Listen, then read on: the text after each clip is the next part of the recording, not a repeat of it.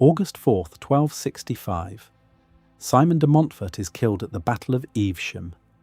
His military captain, a man named Roger Godbird, is now a wanted man. The crown declares him an outlaw, a wolf's head. Anyone can kill him on sight. Godbird disappears into Sherwood Forest.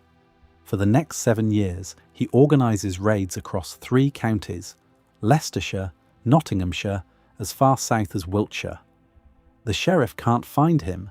The king's men can't catch him. Local knights actively shelter him. It takes until 1272 before authorities finally capture him, and even then he's held in 3 different prisons over 3 years before his trial at the Tower of London. The most powerful military apparatus in Europe could not locate his camp. Today, we're going to show you how that was possible. The shelters that vanished when abandoned, the fires that produced no smoke, and the security systems that warned outlaws hours before the king's men arrived. Because the medieval forest wasn't just a hiding place, it was the most effective guerrilla landscape ever used on European soil. Godbird was not unique. Medieval England produced outlaws the way a factory produces waste. The forest laws alone created criminals out of ordinary people. Under the Norman system, killing a deer on royal land could result in execution. Merely disturbing a deer could cost you your hand or your eyesight. The Sherwood Forest Eyre Courts, whose records survive from 1287 and 1334, document fines and brutal punishments for offences as minor as collecting fallen wood or grazing a pig under the king's oaks. When the penalty for feeding your family is mutilation, the forest starts looking less like a punishment and more like an escape. And only men over the age of 14 could be formally outlawed. Women received a different legal status. They were waived rather than outlawed, but the practical result was identical: exile from the protection of law. To understand why the forest was so dangerous for the king's men and so perfect for outlaws, you need to understand the scale of what we are talking about. In the 1200s, Sherwood Forest alone covered roughly 100,000 acres. That was a fifth of the entire county of Nottinghamshire, and Sherwood was just one of dozens of royal forests. At the peak of forest law enforcement in the 13th century, an estimated 1/4 of all the land in England fell under royal forest jurisdiction. Some historians put the figure even higher for southern England, closer to 1/3. These were not parks or gardens. Large sections were dense woodland, heathland, and bog, broken by scattered settlements and threaded with unpaved tracks that turned to mud in autumn and became impassable in winter. The northern section of Sherwood, known as the High Forest, was the most remote and least settled part of the entire region. Archaeological surveys have confirmed that this area had minimal permanent habitation during the medieval period. Charcoal burners and woodsmen passed through seasonally, but no villages, no manors, no churches. For an outlaw band looking for a base of operations, it was perfect. Miles of unbroken woodland where a mounted patrol could ride for hours without seeing another human being. Now let's talk about what these camps actually looked like, because they were not crude holes in the ground. Medieval forest dwellers, and this includes not just outlaws but charcoal burners, hermits, and itinerant woodsmen, used construction techniques that had been refined over centuries of woodland living. The primary shelter was what we now call a bender tent, a structure rooted in Celtic tradition that goes back well before the medieval period. The construction was simple but effective. You cut a dozen hazel rods, each about 8 to 10 feet long, and push them into the ground in a circle or oval roughly 10 feet across. You bent the tops inward and lashed them together to create an arched dome frame. Over this frame, you layered whatever the forest provided. In summer, that meant bracken fern and leafy branches. In winter, it meant thicker layers of dead leaves, moss, and bark stripped from fallen trees. A well-built bender with 2 to 3 feet of debris layered over the frame was waterproof, windproof, and nearly invisible from more than 30 feet away. The genius was in the material selection. Hazel grows straight and flexible, which is why medieval builders preferred it for wattle fencing and hurdle construction across England. When bent into an arch, it holds its shape under load. And because hazel coppice was one of the most common woodland management practices in medieval England, there was an endless supply of straight rods in every managed forest. An experienced woodsman could cut the poles, bend the frame, and have a weatherproof shelter standing in under 3 hours. When the band needed to move, they stripped the covering, left the frame to rot back into the undergrowth, and rebuilt at the next location. Within a few weeks, the abandoned frame was indistinguishable from natural deadfall. This is why archaeologists have found almost no physical evidence of outlaw camps. The shelters were designed to disappear. They used no nails, no cut stone, no fired materials. Everything came from the forest and returned to it. The ethnoarchaeological record confirms this pattern. A 2024 study published in Ethnoarchaeology documented the temporary dwellings of charcoal burners and found that these structures left virtually no detectable traces, even with modern survey equipment. The shelters were, by design, archaeologically invisible. But shelter was only part of the equation. The real challenge was fire.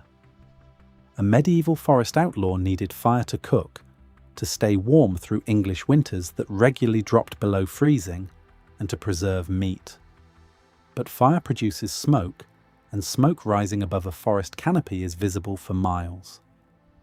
This was the single greatest threat to a hidden camp, and medieval outlaws solved it using a technique that every modern survival instructor still teaches today. They dug their fires below ground level. You excavate a pit roughly 12 inches deep and 12 inches across. Then you dig a second angled tunnel that connects to the base of the fire pit from about 18 inches away. When you light the fire in the main pit, the tunnel feeds oxygen directly to the base of the flames from below. The fire burns hotter than a surface fire because the airflow is concentrated. A hotter fire means more complete combustion, and more complete combustion means drastically less smoke. What little smoke does escape rises through the pit and disperses into the surrounding tree canopy before it can form a visible column above the tree line. From ground level, you could walk within 50 feet of an underground fire pit and never see a flame. From a hilltop a mile away, you would see nothing at all. The technique works because of basic physics. Smoke is produced by incomplete combustion, particles of fuel that get hot enough to rise but not hot enough to burn completely. By forcing air directly into the base of the fire, you raise the combustion temperature and burn those particles before they become visible smoke. Medieval forest dwellers did not understand the chemistry, but they understood the result. Build your fire below ground, feed it air from a tunnel, and the King's Scouts would ride straight past your camp without knowing it was there. Medieval outlaws also used dry hardwoods, oak and ash, rather than green wood or softwoods like pine. Green wood contains moisture that creates steam and visible white smoke. Resinous softwoods produce thick, dark smoke from burning sap. Seasoned hardwood burns cleaner because its moisture content is below 20% and it contains no volatile resins. Outlaws gathered deadfall that had dried on the forest floor, often for months. They broke it into small pieces to ensure rapid, complete combustion. The fire burned hot, fast, and nearly invisible. And because the pit contained the flames entirely below ground, there was no visible light after dark either. A patrol walking through the forest at night would see nothing. No flickering glow, no orange light reflecting off tree trunks. The fire was literally buried. Location selection was equally calculated. Medieval outlaw bands chose campsites the way a military commander chooses defensive terrain. They wanted higher ground, not hilltops, which are exposed, but but elevated positions on slopes where they could observe approaching movement through the trees below. They wanted water within a short walk, but not directly beside it, because streams and rivers were natural travel corridors that patrols would follow. And they wanted dense undergrowth between their camp and the nearest road or track, because underbrush that a man on foot could push through became an impenetrable wall for a man on horseback. A mounted patrol in full mail could not force a warhorse through a thicket of holly, hawthorn, and blackthorn. And medieval forests were full of exactly that. The English crown understood this problem. In 1285, King Edward I passed the Statute of Winchester, one of the most revealing pieces of legislation in medieval English history. Among its provisions, the statute ordered that highways leading from one market town to another shall be enlarged so that there be neither ditch, underwood, nor bush, whereby a man may lurk to do hurt, within 200 feet on one side and 200 feet on the other side of the road. If a lord failed to clear his section of road and a robbery occurred there, the lord himself was held financially responsible. The statute even required the whole hundred, the local administrative district, to be answerable for any robbery committed in its territory. Think about what that law reveals. The most powerful king in Europe, commanding the largest military budget of any English monarch up to that point, could not solve the outlaw problem through force.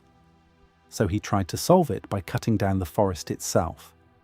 He ordered 200 feet of vegetation cleared on either side of every major road, essentially creating a no-man's land where outlaws could not hide. The fact that he needed this law tells you everything about how effective the forest was as cover. The king could not find the camps, so he tried to destroy the forest around the roads instead. But the camps were never near the roads. That was the point. Outlaw bands operated a security system that would be familiar to any modern guerrilla force. They posted lookouts along the approach routes to their camps. They used local sympathizers as an intelligence network. Historical records confirm that common people of the time would shelter outlaws in safe houses, feeding them information about the movements of sheriffs and their men. Roger Godbird had a prominent local knight named Richard Folliot, who actively protected him and his band from the sheriff. This was not unusual. The medieval frank pledge system, where every man belonged to a group of 10 who were responsible for each other's conduct, was supposed to prevent exactly this kind of protection. But it failed repeatedly because local communities often sympathized with the outlaws more than with the crown. The outlaws used disguise as aggressively as they used concealment. Eustace the monk, one of the most documented outlaws of the early 13th century, disguised himself as a charcoal burner, a potter, and even a woman to move undetected through the countryside and gather intelligence. Fulk Fitzwarin, a nobleman who spent 3 years as an outlaw in the forests after King John seized his lands, reportedly lured the king himself into an ambush in Bradeen Forest by using deception. These were not desperate men hiding in holes. They were organised, mobile, and tactically sophisticated. Contemporary records describe outlaw gangs riding in force by day and night, forming congregations that moved so aggressively through the counties of Nottingham, Leicester, and Derby that, according to a petition to Parliament, no one with a small company could pass through most parts without being taken and killed or spoiled of his goods. This was not petty crime. This was a parallel power structure operating from invisible bases deep in the woodland. Food and water were the final logistical challenges, and the outlaws solved both through the forest itself and through their support network. Medieval English forests were rich in wild game: deer, boar, rabbit, and birds. Poaching the king's deer was a capital offence, but when you were already sentenced to death as an outlaw, that law meant nothing. The same forests that harboured fugitives also fed them. Wild plants supplemented the diet. Hazelnuts, crabapples, berries, nettles, and wild garlic all grow abundantly in English woodland. and the network of sympathisers in nearby villages provided grain, bread, salt and ale in exchange for a share of whatever the outlaws took from wealthy travellers on the forest roads. It was a complete supply chain, invisible to the authorities because it ran through the same rural communities the sheriff depended on for information. Water was simpler still. Medieval English forests are threaded with streams, springs, and seasonal runoff channels. The outlaws positioned camps within a few hundred feet of a reliable water source, but never directly beside it, maintaining a buffer zone that prevented their tracks from being spotted along the stream bank by anyone following the watercourse. And this brings us to the final piece of the system: mobility. Medieval outlaw bands did not stay in one camp for long. They rotated between multiple prepared sites across a wide territory. Roger Godbird's operations spanned 3 counties. Each campsite was pre-selected and each could be rebuilt in hours. When word came through the intelligence network that the sheriff's men were moving in a particular direction, the band simply packed up, scattered through the forest along pre-established routes, and reassembled at the next site. By the time the patrol reached the old camp, there was nothing to find. No structures, no fire pit visible above ground, no cut marks on standing trees, just forest. The medieval English forest was, in every measurable way, the most effective guerrilla landscape in Europe. Dense canopy blocked observation from above. Undergrowth stopped mounted pursuit. Shelters built from living materials vanished when abandoned. Underground fires produced no visible smoke. Local networks provided early warning.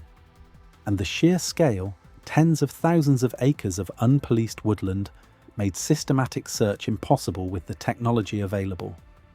Modern military forces with satellite imagery, thermal cameras, and helicopters still struggle to locate hidden positions in dense forest cover. Medieval kings had none of those tools.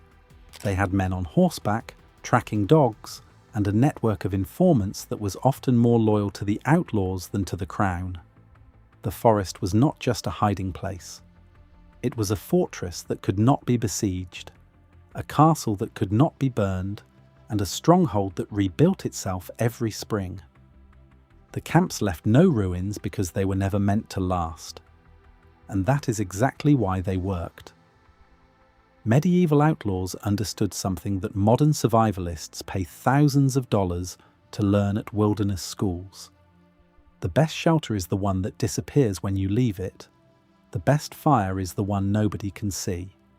And the best defense is a landscape so vast and so hostile to pursuit that your enemy gives up before he starts. If you found this investigation valuable, subscribe to Medieval Way. Every week we dig into the techniques and knowledge that kept people alive when the world was actively trying to kill them. Drop a comment and tell us, would you have survived in the medieval forest? And if you want to see a deep dive into any of the specific techniques we covered today, let us know which one. We will make it happen. Until next time, stay hidden.